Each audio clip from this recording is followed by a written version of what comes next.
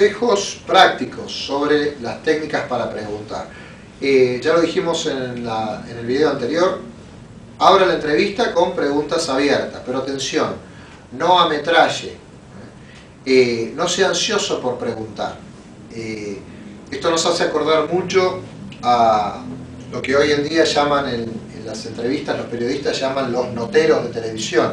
Seguramente usted se ha dado cuenta de un fenómeno bastante particular de nuestro tiempo. Los entrevistadores andan corriendo para hacer una pregunta y cuando logran hacer la pregunta ni siquiera escuchan lo que el interlocutor está diciendo. Es como si hubiese un torneo para ver quién hace más preguntas. Y es como que el torneo significase que el mejor entrevistador es el que más preguntas hace a su entrevistado o el que más en aprieto pone al entrevistado. En periodismo esto es una barbaridad y en ventas, además de ser una barbaridad, es nefasto. Porque el objetivo de una entrevista de ventas no es que usted se luzca haciendo preguntas, ni que haga muchas, ni menos que ponga en aprietos a su interlocutor. El objetivo de una entrevista en ventas es influir en la mente de su entrevistado para que éste le compre a usted, para que su entrevistado elija darle su dinero a usted y no a un competidor. Entonces, el juego de la entrevista es influir en la conducta del entrevistado.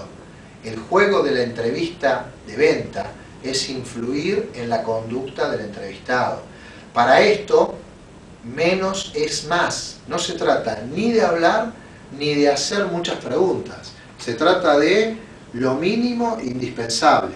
Entonces, en una primera pregunta, en una entrevista, en una pregunta abierta, haga la pregunta y escuche. Dele tiempo a su cliente a que hilvane una idea. Mantenga usted foco en el tema del cual el cliente está hablando, porque va a notar que las personas al hablar nos vamos dispersando. Todos los seres humanos dispersamos al hablar. Entonces, parte del trabajo de quien administra el proceso de comunicación en ventas es mantener el foco en el tema. Entonces, cada cosa que su cliente vaya nombrando, relaciónela con el interés de la entrevista. ¿Cómo es que esto le sirve a él? ¿Cómo es que él usaría esto? ¿Cómo ha sido su experiencia anterior en el uso? Mantenga siempre foco de pertinencia con respecto al tema en cuestión. Entonces, si hace una pregunta abierta, clave fundamental es escuchar. Va a notar que es tiempo de hacer otra pregunta cuando el cliente genere un segundo de pausa al hablar. Ese es un símbolo, un signo del cuerpo que hace que toda la idea que ha tenido en la cabeza ha sido transferida, ha sido oralizada, se ha convertido en público, en lenguaje privado. Va a notar que el cuerpo como se relaja y se hace 1 segundo, 2 segundos de silencio.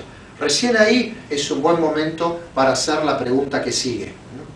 Contrariamente a lo que suele pensarse, todos los seres humanos valoramos en forma positiva, a nivel emocional, a la persona que sabe escuchar. Decimos que conversaciones interesantes son aquellas conversaciones donde nos escuchan.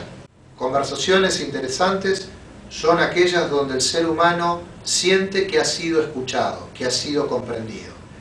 A todo ser humano le resulta más valorable una comunicación donde se lo escucha a una comunicación donde él tiene que escuchar. En una entrevista de venta, entonces, usted asegure que hace la pregunta y escuche. Después, cuando tiene que ir orientando el tema, ahí sí, preguntas cerradas. De vuelta y con énfasis, no ametralle con preguntas cerradas. Si usted hace demasiadas preguntas cerradas, eso parece un interrogatorio, y el interrogatorio genera actitud negativa a nivel emocional en quien escucha. Para intentar el cierre de la venta, para intentar el foco de la atención en la entrevista, preguntas cerradas. Fundamental, haga solo una pregunta por vez. Si hace una pregunta abierta, deje que la persona presente la idea y la desarrolle. No haga preguntas abiertas una tras de la otra. No ponga en la mente de su cliente temas diversos.